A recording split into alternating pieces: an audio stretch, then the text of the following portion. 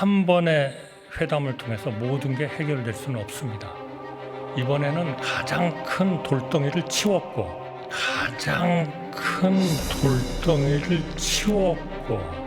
총리께서 어제 답변 과정에서 돌덩이를 치웠다 이런 얘기를 했습니다. 어떻게 생각하십니까?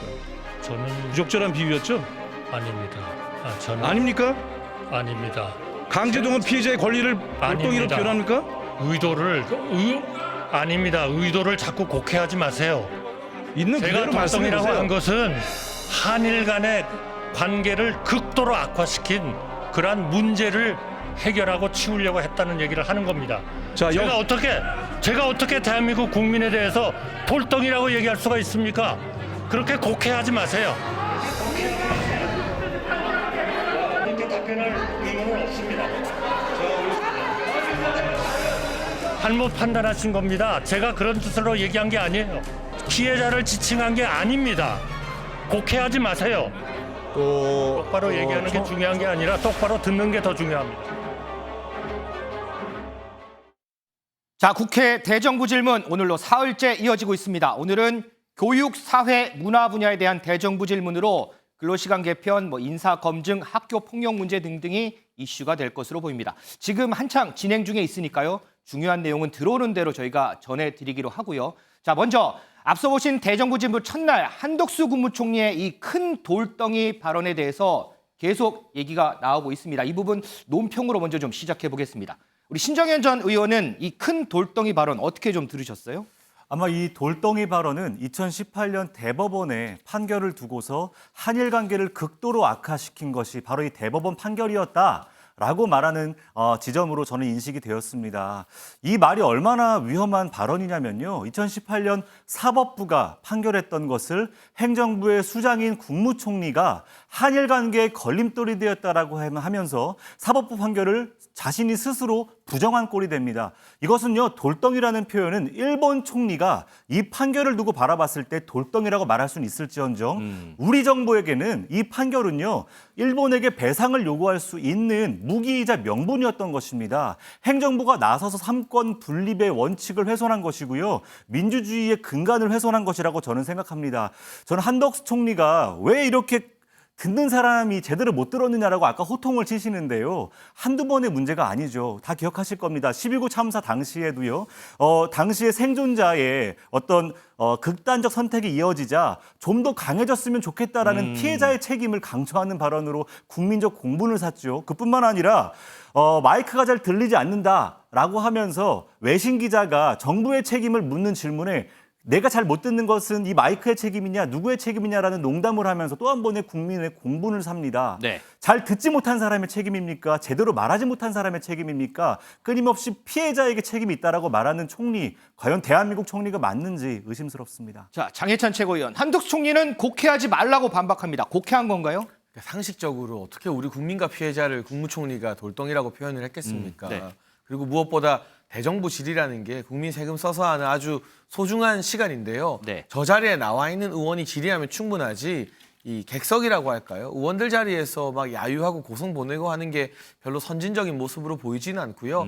한일 관계가 회복되지 못하는 상황 그 자체를 돌덩이에 비유하는 것으로 보여집니다. 물론 비유법이나 표현법을 조금 더 세심하게 쓰라라는 비판이나 지적은 할 수 있겠지만 이걸 피해자를 지칭한 것이다라고 몰아가는 것은 어떻게든 말꼬리 잡고 꼬투리 잡아서 이 국무위원들이나 총리에게 덤터기를 씌우겠다는 정치적 의도로밖에 보이지 않는 것이고 네. 저 자리에서 정말 진지한 현안 질의를 하려면 지금 3개 품목에 대한 수출 규제가 해제되었고 일본의 화이트리스트 복귀 조치가 진행 중이라고 하는데 이게 언제쯤 복귀될 것인가? 그리고 이 복귀로 인해서 우리 기업이나 반도체 관련된 수출에 어느 정도 긍정적 영향이 있을 것으로 기대하는가 등등 충분히 국민들이 궁금해할 만한 좀 수준이 되는 질문들을 주고받을 수 있거든요. 좀 건설적인 질문들이 나올 수 있다. 이게 막 소리 지르고 돌덩이 피해자는 아니냐 하는 게 우리 국민 먹고 사는 문제나 경제 문제에 도움이 되는 방향인가요?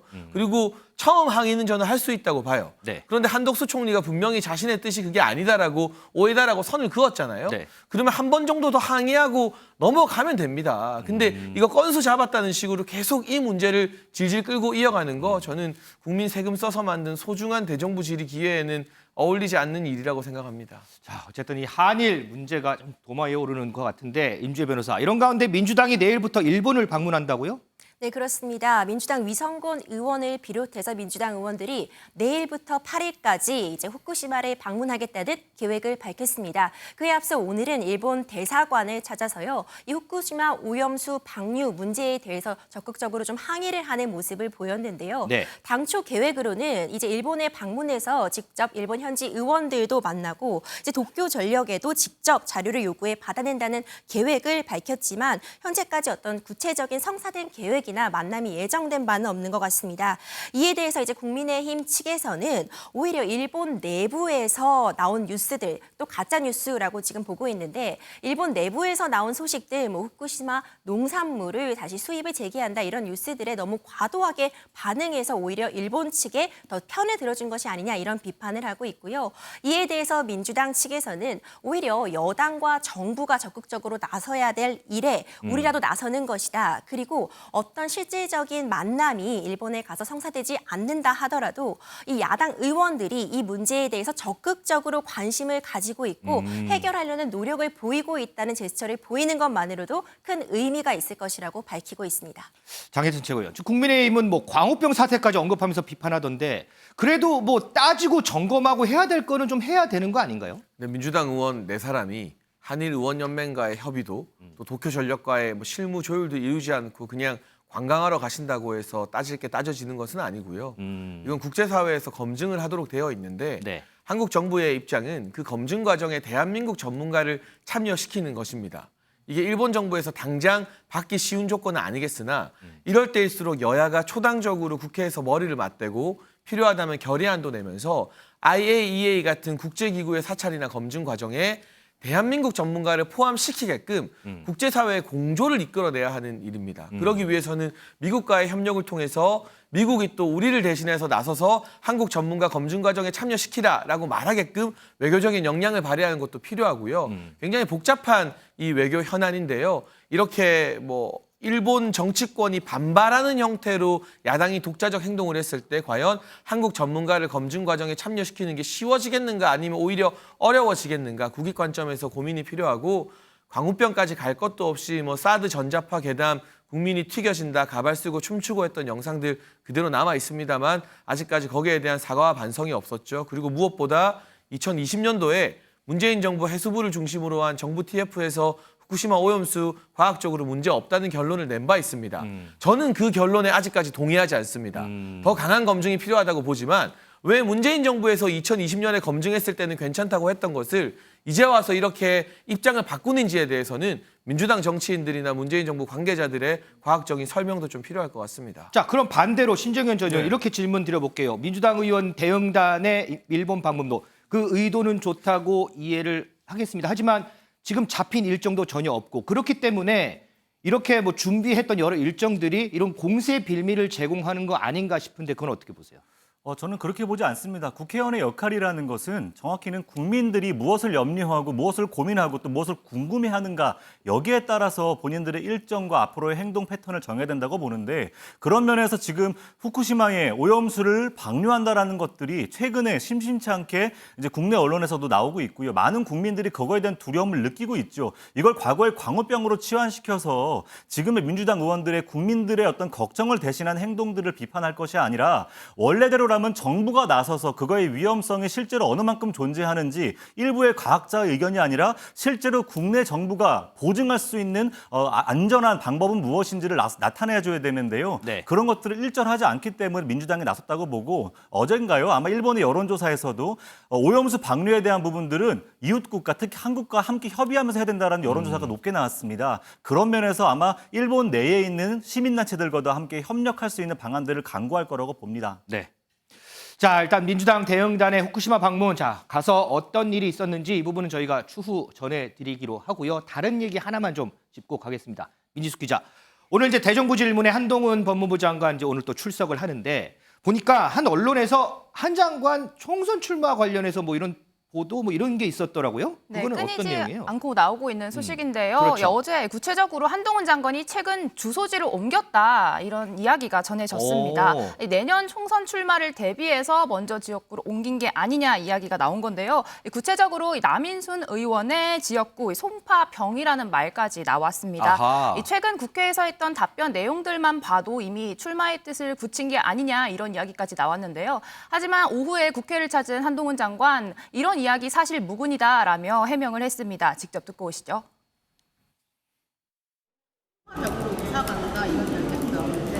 제가 최근에 송파구 쪽을 가본 적이 없습니다. 말씀드리는 것처럼 지금 나오는 얘기들은 저와는 전혀 무관한 건데 저도 좀 신기한 게 보통 이게 그런 얘기가 나오는 게 뭔가 비슷한 근거가 있어서 얘기 나오는 경우가 많을 거라고 생각했는데 근데 정치권은 그러지가 않네요. 예, 제가 송파 쪽이라는 말 그렇게 구체적으로 말이 나오는 거에 대해서 저도 참 야, 이거 신기하다 이런 생각을 해봤습니다. 어제 라디오에서 그 송파병으로 뭐 이사 가신 것 같다. 야권세가 강한 곳으로 이사하신 것 같다라고. 제가 최근에 재산 등록했잖아요. 거기 제 집 주소 나오잖아요. 예, 당연히 아닙니다. 요거 장 최고위원께 짧게 한번 여쭤볼게요. 어쨌든 본인은 계속해서 극구 부인하는데 옆에서는 자꾸 출마 얘기 나와요. 그게 얼마 전인가요? 당 싱크탱크 박수영 여의도 연구원장도 또 거론을 하고 당 내에서는 한동훈 장관 출마 가능성 어느 정도로 좀 봐요? 글쎄요. 지금 뭐 총선 출마 가능성을 이야기하기에는 좀 이른 시기다라는 생각이 뭐 이르긴 들고요. 하죠. 네. 중요한 것은 여당이든 야당이든 한동훈 장관이 굉장히 국민적 관심을 받는 이 거물급 정치인이다라는 사실 자체는 인정하는 것 같아요. 뭐 국무위원을 정치인으로 표현해야 될지는 모르겠습니다만 보통은 차관급 이상은 우리가 다 정무직으로 보기 때문에 그래서 뭐 출마를 하든 안 하든 그 일거수일투족에 관심이 모여지는 것 같고요. 네. 다만 한동훈 장관은 지금처럼 원칙을 지키면서 법무부 장관의 역할 수행에 집중하겠다라고 말씀하시는 것이 맞고 저 개인적으로는 여당에서 지나치게 일찍 한동훈 장관 출마에 대해서 막 말을 보탤 필요는 없다고 생각합니다. 설령 출마하게 되더라도 네. 그때 가서 뭔가 명분을 만들고 화제를 만들고 지금 사실 법무부 장관으로서 상임위에서 질의받고 대정부 질의받을 때마다 네. 여느 정치인보다 훨씬 더 큰 영향력을 이미 나타내고 있기 때문에 보도도 많이 되고요. 저희가 굳이 여기에 대해서 부채질을 더할 필요는 없고 네. 국무위원직을 계속 수행하든 총선 출마를 하게 되든 정부 여당에 굉장히 힘이 되는 강한 카드임은 분명해서요. 저희 정부 여당도 한동훈 장관에게 기댈 것이 아니라 다른 정치인이나 다른 국무위원들도 한 장관이 주목받는 것만큼 더 국민적 관심을 받기 위해서 자체적인 자강의 노력을 더 해나가야겠죠. 알겠습니다. 자, 한동훈 장관 얘기까지 짚어봤고요.